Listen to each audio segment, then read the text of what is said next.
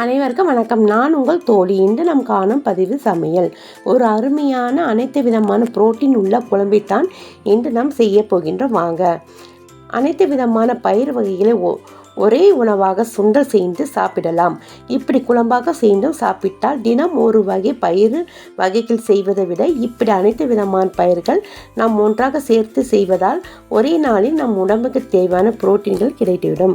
12 வகையான பயிர்களை வாங்கி நாம் ஒன்றாக கலந்து வைத்து கொள்ளலாம். வாரத்தில் 2 நாட்கள், ஒரு நாள் சுண்டலாகும், ஒரு நாள் இந்த குழம்பு சுவைமிக்க குழம்பாக நாம் சமைத்து சாப்பிடலாம்.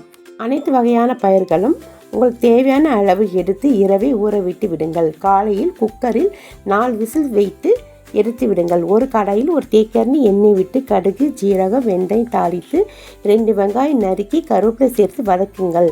தேவையான அளவு உப்பு சேர்த்து பூண்டு பற்கள் 10 சேர்த்து தக்காளி 2 நறுக்கி வதக்கிடுங்க. 1 டீஸ்பூன் மிளகாத்தூள், 1 டீஸ்பூன் மல்லித்தூள், 2 டீஸ்பூன் குழம்புத்தூள், மஞ்சள்தூள் 1/2 டீஸ்பூன், பெருங்காயம் 1/2 டீஸ்பூன் சேர்த்து வதக்கிக்குங்க. தண்ணீர் 1 டம்ளர் விட்டு கொதிக்க விடுங்க. கொதித்த பிறகு புளி கரைத்து விடுங்க. நல்லா கொதித்த பிறகு வேக விட்ட பயிரை சேர்த்து கொதிக்க விடுங்க. அவ்வளவுதான், ஒரு சுவையான ஆரோக்கியமான குழம்பு தயார். இது சப்பாத்தி, தோசைக்கு சூடான சாதத்தில் அப்பளம் சேர்த்து சாப்பிட்டு பாருங்கள். மறுபடியும் செய்வீங்க. நன்றி.